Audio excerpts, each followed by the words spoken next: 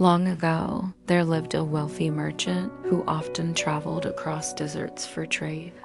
One scorching afternoon, he rested under a tree beside a lonely fountain. He ate a few dates, and without thinking, tossed the seeds upon the ground, but fate was cruel. One of those seeds struck and killed the unseen son of a powerful demon. With a roar that shook the heavens, the demon rose before the merchant, his form monstrous, eyes glowing like fire, and a sword clutched in his clawed hand. "You have slain my child," the demon thundered, "and for that you shall die." The merchant fell to his knees, trembling. "It was an accident, I swear. I never even saw him." But the demon was merciless. "A life for a life, your soul is mine." Desperate, the merchant begged, "Grant me 1 year. Let me return home, settle my affairs, and say farewell to my family. After that, I will return, and you may take my life." The demon glared, then hissed, "1 year only. Fail me, and your soul will burn in my grasp."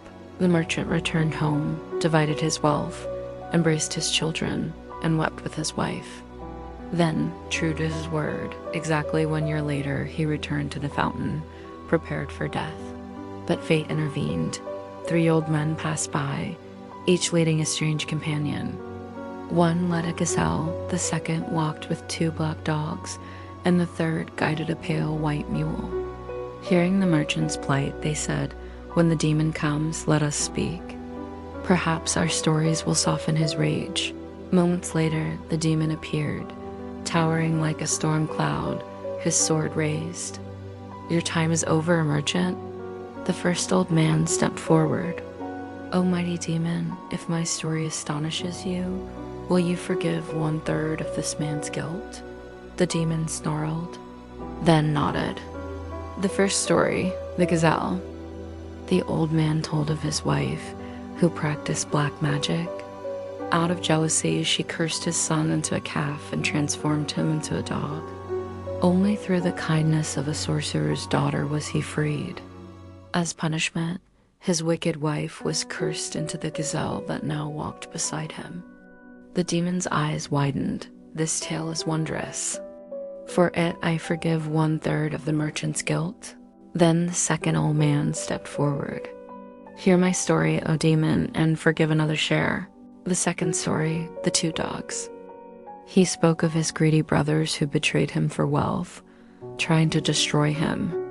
But fate turned against them, and dark magic condemned them to live as the 2 black dogs who now followed him. The demon's voice rumbled. "This tale too is strange beyond belief. For it I forgive another 1/3 of the merchant's guilt." Finally, the third old man stepped forward. He placed his hand upon the white mule's head. "O demon, this was once my wife. Listen and judge for yourself." The third story, the mule. He told of his wife's jealousy, her descent into sorcery, and how she curses his second wife into a cow and him into a dog. Years of torment passed until the magician's son freed him.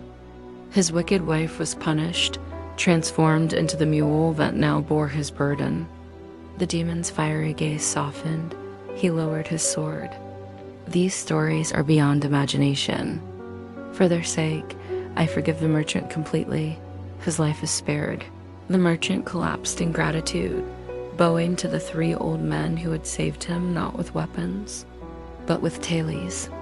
And with a furious roar that shook the desert, the demon vanished into the wind, leaving only silence behind. Shahrazad's voice fell quiet. The sun was rising. King Shahryar leaned forward, his eyes filled with hunger for more. "And what became of the merchant after this?" he demanded. Shahrazad smiled faintly. "My king, that is a story for another night." And once again, her execution was delayed by the power of her storytelling.